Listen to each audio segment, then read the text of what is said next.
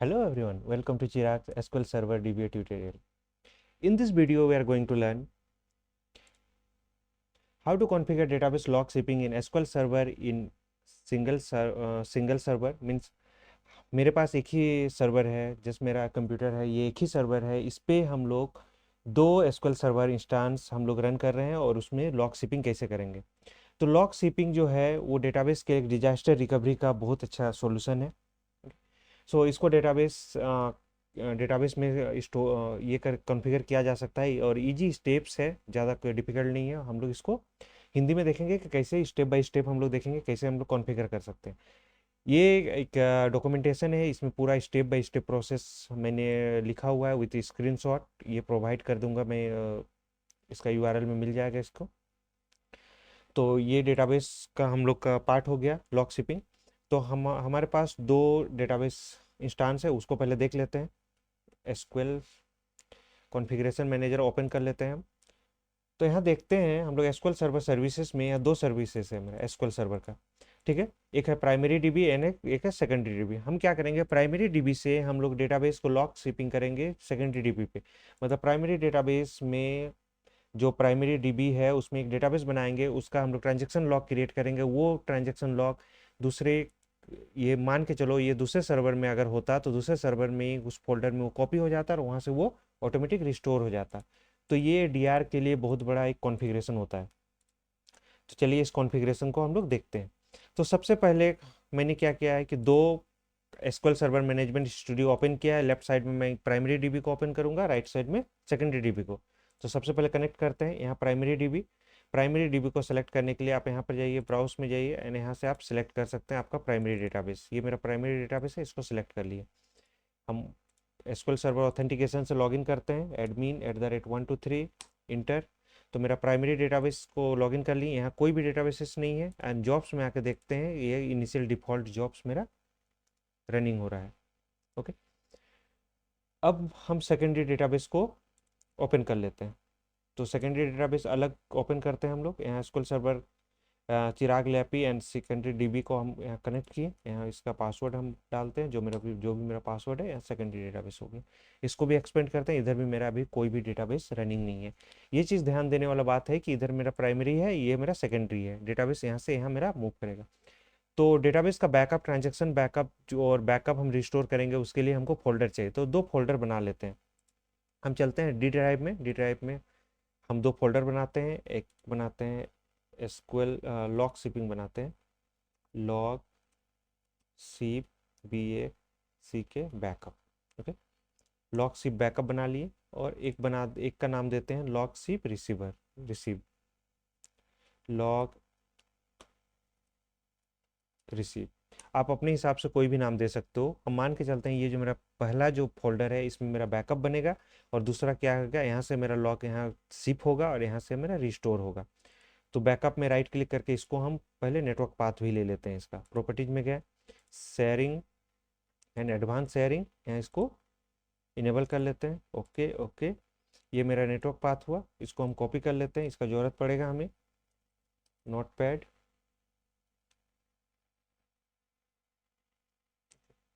तो ये मेरा नेटवर्क पाथ हुआ। इसको क्लोज करते हैं। इसका फोल्डर पाथ भी हम ले लेते हैं, कॉपी। एंड रिसीवर का भी हम फोल्डर पाथ ले लेते हैं, इसका भी राइट क्लिक करके एक नया विंडो में ओपन कर लेते हैं।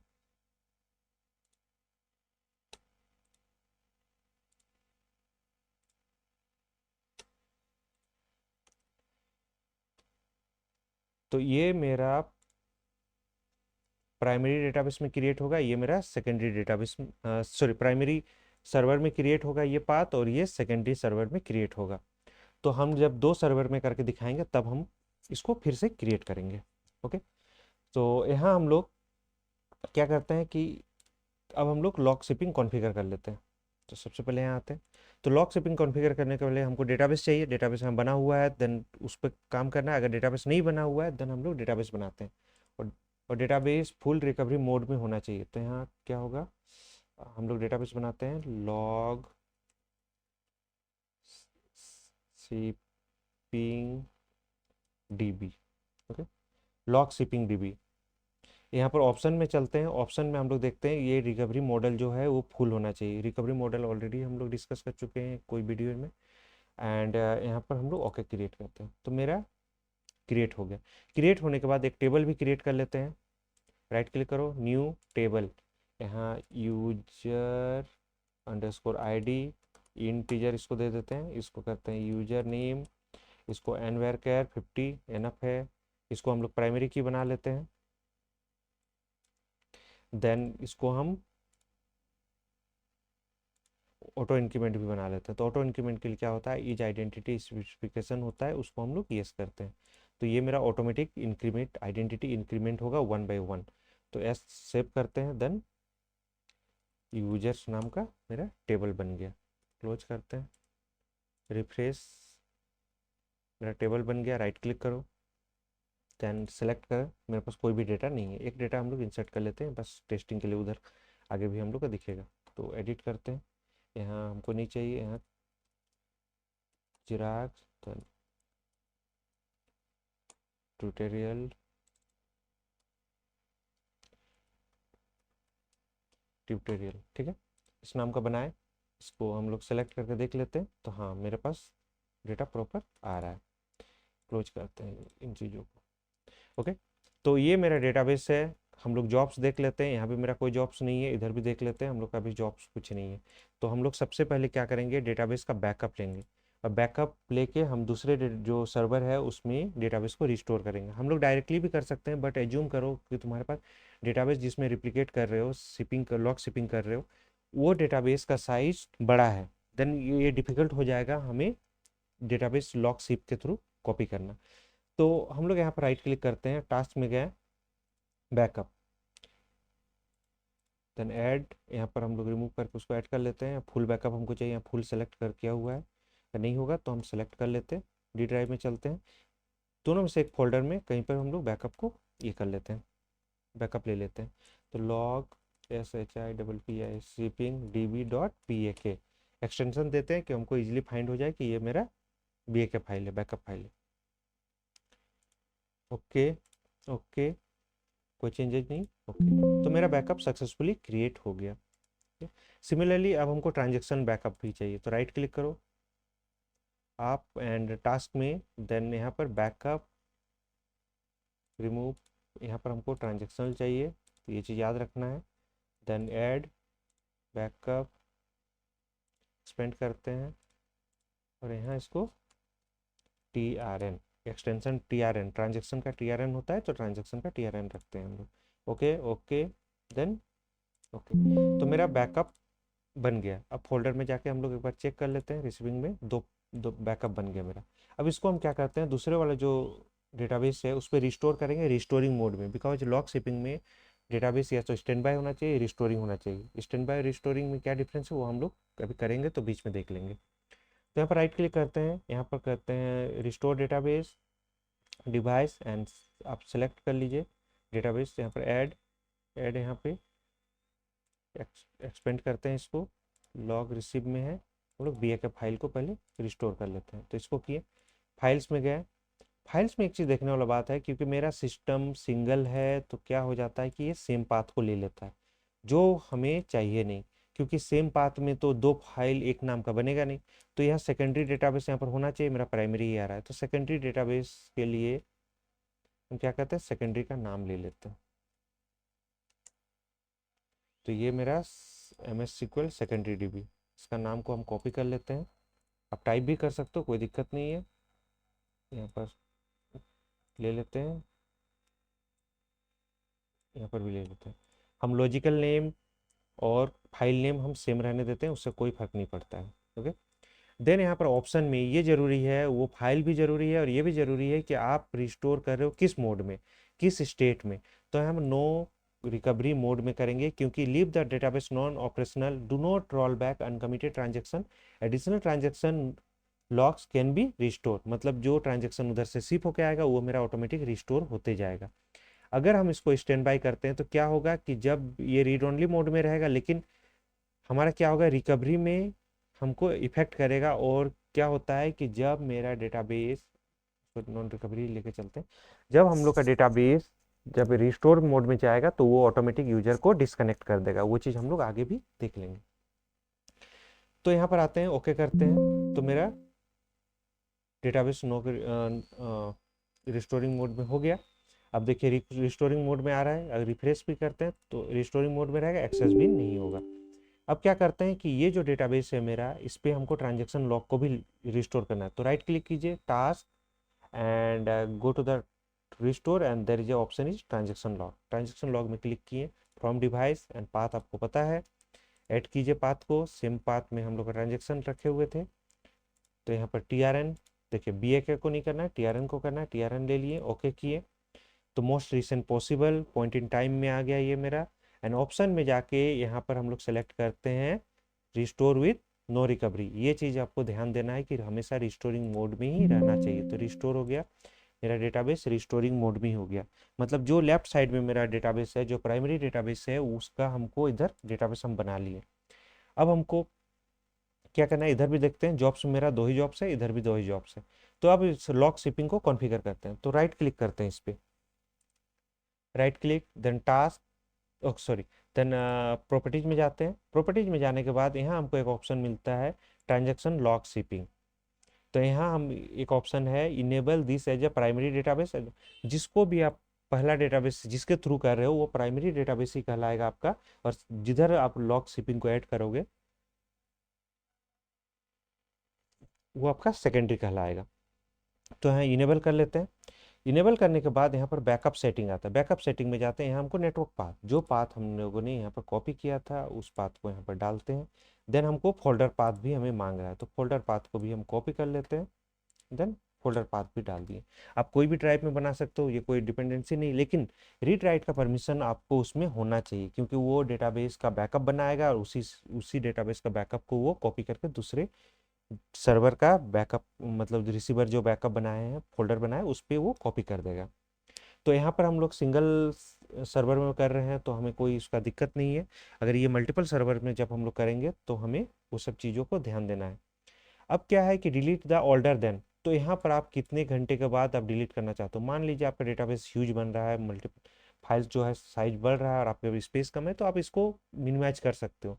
And alert if no backup occurs within, अगर बैकअप नहीं बन रहा है 1 घंटा तक, तो 1 घंटा के बाद ये ऑटोमेटिक अलर्ट करेगा। तो अलर्ट में आप क्या कर सकते हो, DB मेल जो हम लोगों ने सीखा है डेटाबेस मेल, तो डेटाबेस मेल को भी आप कॉन्फ़िगर कर सकते हो। तो ये इजी इजी टास्क है, कोई बड़ा चीज़ नहीं है, डेटाबेस मेल हम लोगों ने ऑलरेडी किया हुआ है। अब यहाँ पर क्या हो गया, जॉब नेम। तो जॉब नेम आप चाहो तो इसको चेंज कर सकते हो। शेड्यूल यहाँ कितना है, एवरी 15 मिनट्स। तो यहाँ पर शेड्यूल में जाके आप अपने हिसाब से, हम यहाँ क्या कर देते हैं, 2 मिनट कर देते हैं। चलिए, हम चाहते हैं कि 2-2 मिनट में मेरा ट्रांजेक्शन लॉग बने, ठीक। देन ओके, देन यहाँ पर ओके करते हैं। अब आया कि यहाँ पर आता है कि सेकेंडरी डेटाबेसेस। तो सेकेंडरी डेटाबेस जो डेटाबेस आप ऐड करना चाहते हो वो डेटाबेस यहाँ पर इंस्टांस को ऐड कर सकते हो। तो मेरे पास ऐड करने के लिए सेकेंडरी इंस्टांस है, तो ये यहाँ पर हम कनेक्ट कर लेते हैं सेकेंडरी इंस्टांस। यहाँ पर देखिए सेकेंडरी डेटाबेस सेटिंग, कनेक्ट। यहाँ पर प्राइमरी DB आ रहा है, नहीं हमको सेकेंडरी को लेना है। अगर नाम नहीं पता होगा तो आप वहाँ से कॉपी कर लेना। तो नाम ये ले लिए, और यहाँ पर पासवर्ड।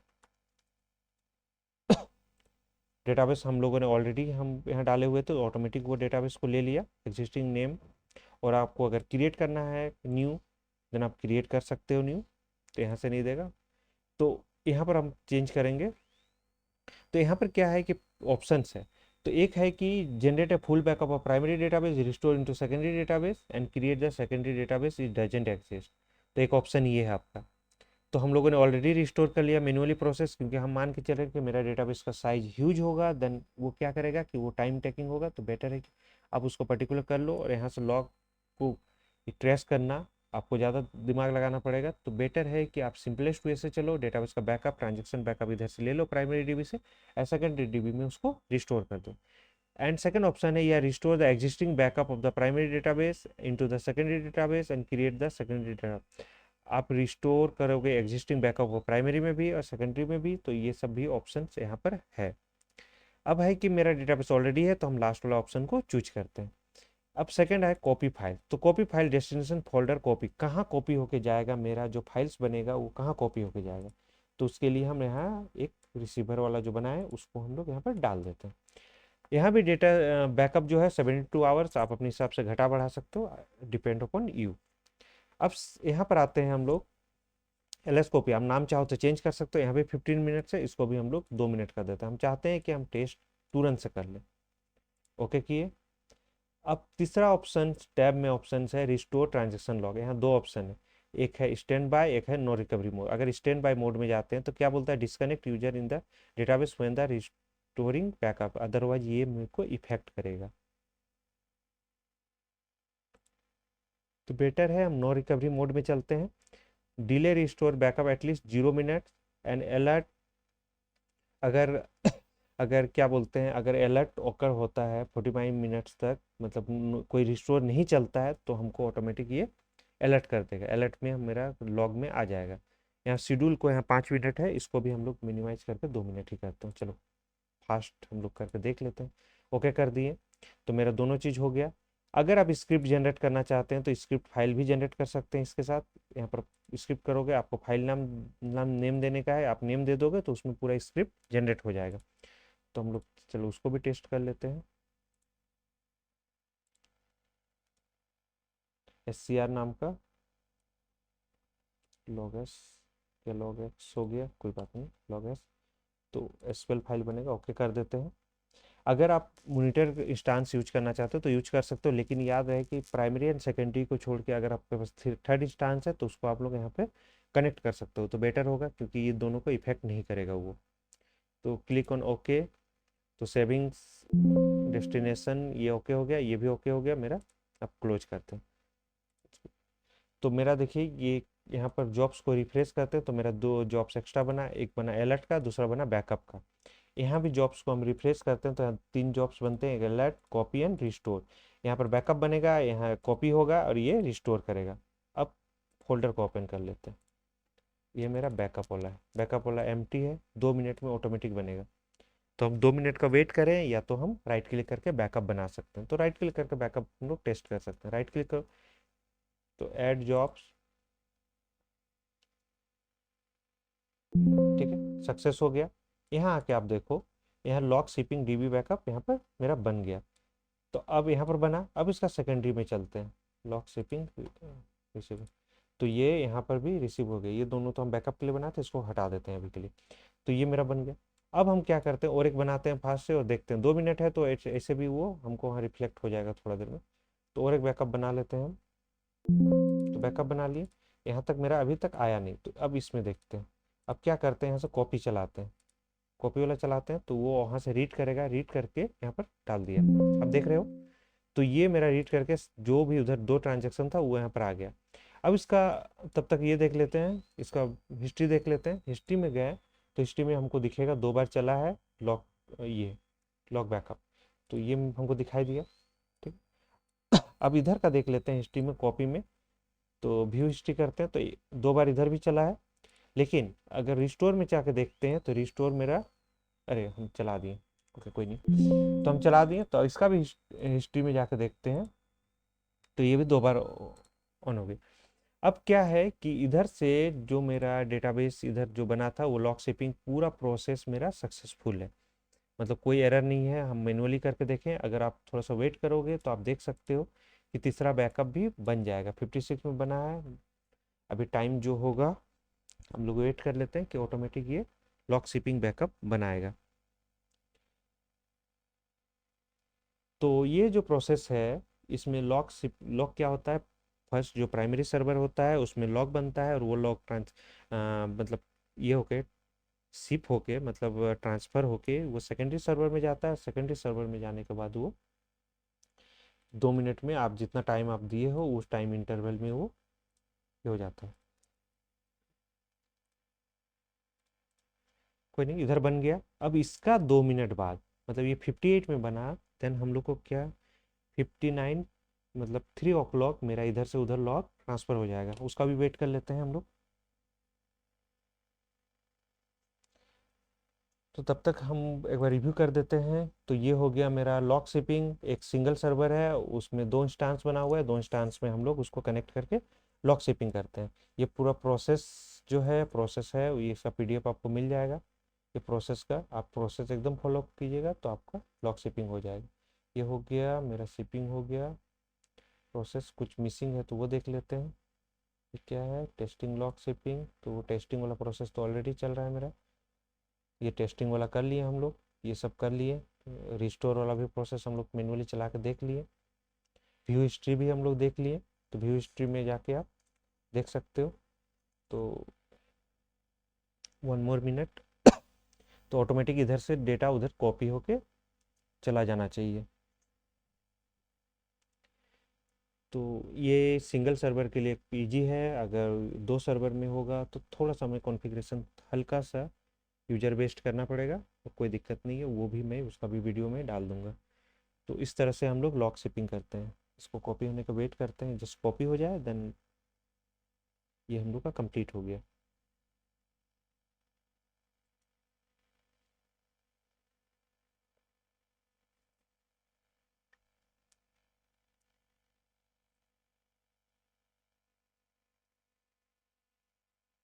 Still waiting 1458।